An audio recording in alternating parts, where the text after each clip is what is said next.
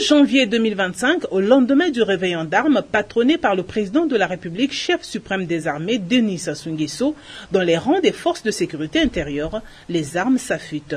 Surpris à leur lieu de travail, ce 2 janvier 2025, le directeur général des finances et équipements, le colonel-major Michel Innocent-Peya et ses collaborateurs étaient en concertation conformément aux instructions et orientations reçues le 31 décembre 2024. À cette séance de travail, le chef donne des directives liées à la poursuite des travaux de génie civil engagés par la DGFE, la formation des jeunes et l'implication dans l'assainissement des grandes villes. Sécuriser le peuple, leurs biens, protéger les institutions, donc nous n'avons pas de fête. Et ce n'est que normal que nous nous retrouvons très tôt au bureau. Donc, vous nous avez trouvés en pleine réunion avec des collaborateurs, effectivement. C'était déjà notre devoir parce que nous sortons d'une grande rencontre avec le chef suprême des armées, le président de la République. Nous avons reçu de lui des nouvelles orientations au titre de l'année 2025. Déjà, donc, il était de bonne loi que l'on fasse le point avec l'ensemble de mes directeurs, mes collaborateurs immédiats, puisque nous avons reçu des nouvelles orientations. Déjà, le réveillon d'armes a été pour nous un grand succès, un plaisir pour nous, parce que la force publique a été félicitée par le chef suprême des armées par rapport aux missions qu'il nous a confiées en 2023-2024, par le fait que nous avons accompli avec efficacité et honneur nos missions, tant au niveau intérieur qu'extérieur. Et c'est pourquoi la première des choses pour nous était de décrypter ce message, le mettre sur écrit, le revoir, le réexpliquer aussi à l'ensemble de nos collaborateurs. Le président de la République nous a félicités pour avoir fait preuve de résilience envers notre peuple. Ça a été déjà aussi un encouragement à la force publique. Et l'une des missions aussi fondamentales a été la mission sur le recrutement qui se déroule au sein de la force publique, au nom de l'armée, la police, la gendarmerie, les missions qui nous a prescrites dans la formation des jeunes.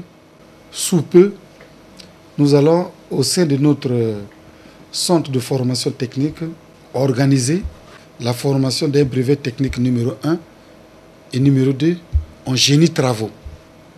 Ça va se faire le plus vite possible. Nous allons, avec la bénédiction de M. le ministre de l'Intérieur, organiser l'ouverture de ce brevet technique. Ensuite, des autres formations qui seront organisées le long de l'année. Mais nous avons le brevet technique numéro 1 et numéro 2 en génie travaux que nous allons lancer courant ce mois de janvier. Et puis dans la réalisation des missions de génie travaux. Nous avons aussi le point sur les travaux à réaliser au sein de la force publique. Donc le génie travaux.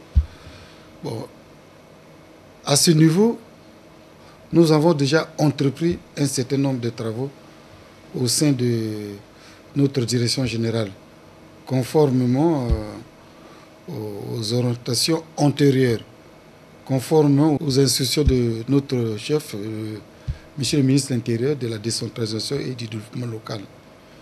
On entreprend un certain nombre de travaux ici. L'objectif fondamental, c'était de réfléchir comment faire en sorte que notre unité de génie de travaux monte en puissance, puisque le président de la République a beaucoup insisté là-dessus. Comment faire monter en puissance notre unité de génie de travaux, d'autant plus que nous réalisons beaucoup de choses ici, au sein de notre structure. Nous avons des caniveaux que nous réalisons, nous avons l'éclairage public que nous réalisons. C'est vrai que nous avons aussi reçu une mission sur l'éradication du grand banditisme sur le temps du territoire national. Ça aussi, c'est notre mission. Mais nous travaillerons ensemble avec le commandant d'armée, nous travaillerons ensemble pour que cette mission confiée par le chef suprême et connaissent un effet dans un court délai. Donc voilà un peu ce qui a constitué l'objet de notre rencontre de ce jour à chaud, c'est 2 janvier. L'année 2023 et 2024 ont été marquées par la mise en œuvre de plusieurs projets en bâtiments et infrastructures. En cette année 2025, c'est la continuité. À la Direction générale des finances et équipements, tous les travailleurs sont bel et bien présents, même le responsable de l'unité de soutien médical. Je suis responsable de l'unité de soutien médical au sein de la Direction générale des finances et de l'équipement, qui est une direction rattachée au ministère de l'Intérieur, de la décentralisation et du développement local. Notre mission consiste à soutenir effectivement le soldat, aussi bien dans son lieu de service qu'à domicile. Et c'est ce qui explique notre présence, étant donné que la santé, c'est à tout moment. Il n'y a pas une raison que nous soyons absents, étant donné que nous avons la charge de la vie humaine au sein de la direction générale. Donc nous sommes arrivés, vous êtes arrivés, vous nous avez trouvé avec les collaborateurs. Nous étions en train de tenir une petite réunion, étant donné que nous sommes en début d'année, pour voir comment est-ce que nous devons organiser le service au sein de l'unité de soutien médical. Ici est de rappeler que ce 2 janvier 2025, plusieurs bureaux sont restés fermés.